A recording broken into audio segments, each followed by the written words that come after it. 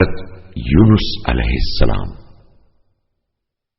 ایک زمانے کا ذکر ہے کہ شہر نینوا میں ایک قوم رہتی تھی کہ جس کو آستوری کہتے تھے۔ ان کا شہر بہت خوبصورت اور دیکھنے کے قابل تھا۔ دو نہریں دجلہ اور فرات اس کے درمیان سے بہتی تھیں۔ آستور قوم کے جاہل لوگ خدا کے بجائے بتوں کی پوجا کرتے تھے، اور ہر ایک نے اپنے لیے عجیب و غریب شکل کے بت بنائے ہوئے تھے، جن کی عبادت کرتے، ان کے سامنے ہاتھ جوڑتے اور انہی سے مدد مانگتے تھے۔ یہ لوگ خدا سے دوری اور پیغمبر کے احکامات پر عمل نہ کرنے کی وجہ سے بہت سے برے کاموں میں مبتلا تھے۔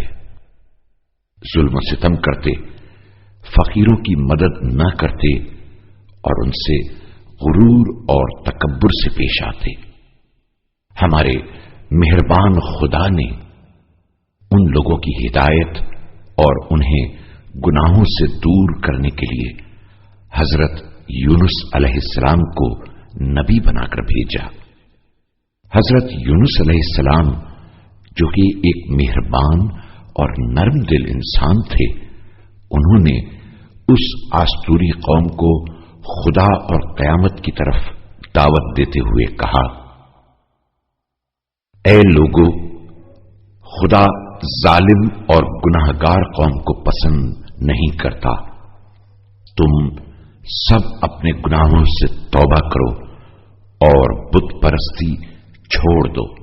لیکن ان لوگوں نے حضرت یونس علیہ السلام کی نصیحت کو نہ صرف یہ کہ مانا نہیں، بلکہ ان کا مذاق بھی اڑایا، یہاں تک کہ حضرت یونس علیہ السلام ان کو سمجھا سمجھا کے تھک گئے اور ان سے کہا، اگر تم نے اپنے آپ کو نہیں بدلا اور گناہ کرتے رہے تو یاد رکھو کہ خدا کا سخت عذاب تم پر نازل ہوگا۔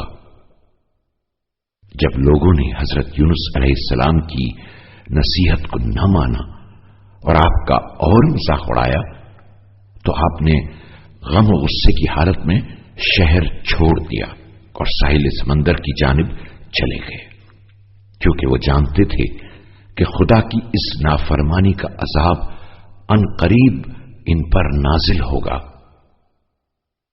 جیسے ہی حضرت یونس علیہ السلام نے شہر چھوڑا، آسمان پر سیاہ بادل چھانے لگے اور خدا کا عذاب آستور قوم کی جانب بڑھنے لگا۔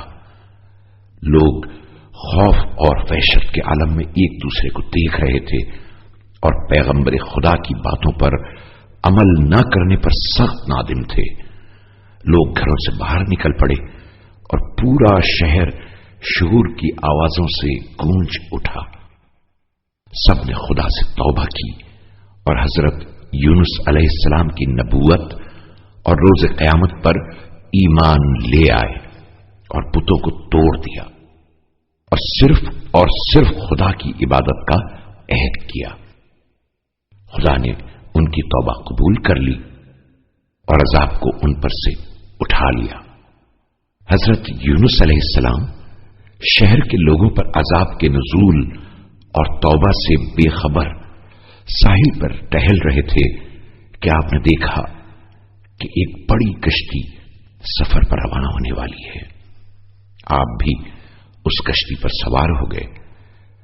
ابھی کشتی نے تھوڑا سا ہی فاصلہ طے کیا ہوگا کہ دریا میں زبردست طغیانی پیدا ہو گئی اور ایک بہت بڑی مچھلی نے کشتی پر حملہ کر دیا۔ کشتی میں سوار لوگ خوف زدہ ہو گئے۔ کسی نے کہا، کسی ایک آدمی کو دریا میں پھینک دو، شاید اس کی وجہ سے مچھلی ہمارا راستہ چھوڑ دے۔ لیکن کوئی بھی اس بات پر تیار نہیں تھا کہ اس کو اٹھا کر دریا میں پھینک دیا جائے۔ اچانک حضرت یونس علیہ السلام آگے آئے اور کہا کہ مجھے دریا میں پھینک دو۔ پہلے تو لوگ نہیں مانے، لیکن جب آپ نے بہت زیادہ اصرار کیا تو کشتی میں سوار لوگوں نے آپ کو دریا میں پھینک دیا۔ دیو ہیکل مچھلی نے اپنے بڑے سے منہ کو کھولا اور صحیح سالم حضرت یونس علیہ السلام کو نگل گئی۔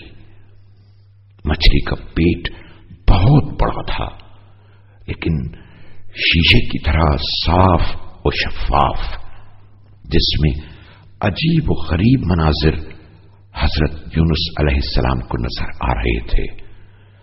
مچھلی نے خدا کے حکم سے حضرت یونس علیہ السلام کو صحیح سالم رکھا۔ کچھ دن بعد خدا نے مچھلی کو حکم دیا کہ وہ حضرت یونس کو ساحل پر پہنچا دے۔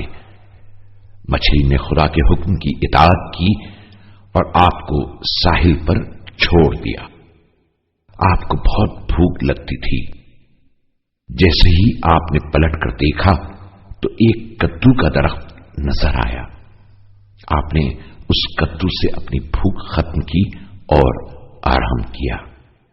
خدا نے حضرت یونس علیہ السلام کو حکم دیا کہ اپنی قوم کی طرف چلے جائیں۔ حضرت یونس علیہ السلام خوشی خوشی شہر کی طرف چل دیے۔ شہر کے لوگوں نے کشتی کے مسافروں سے حضرت یونس علیہ السلام کو دریا میں پھینکے جانے کا قصہ سنا تھا، اس لیے وہ حضرت یونس علیہ السلام کا سوگ منا رہے تھے۔ لیکن جیسے ہی انہوں نے حضرت یونس علیہ السلام کو زندہ و سلامت آتے دیکھا، ان کا غم خوشی میں بدل گیا اور سب نے مل کر خدا کا شکر ادا کیا۔